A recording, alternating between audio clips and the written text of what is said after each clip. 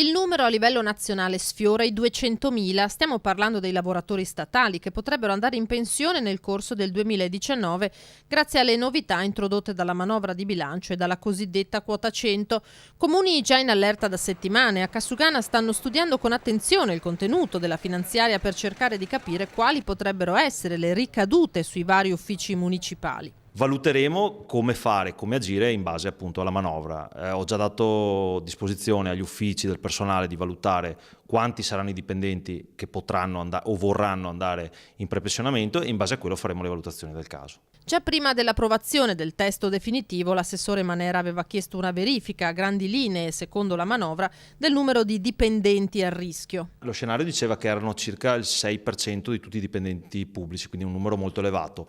Non era ancora chiaro in quali uffici erano dislocati perché chiaramente non era trasversale il numero di dipendenti che andava in pensione.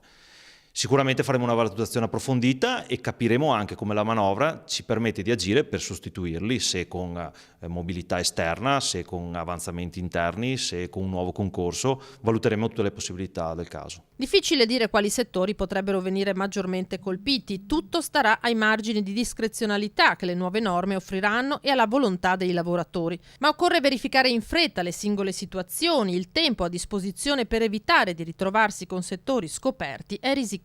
Quello che si è letto delle prime informazioni, settembre è la due date per questa attività.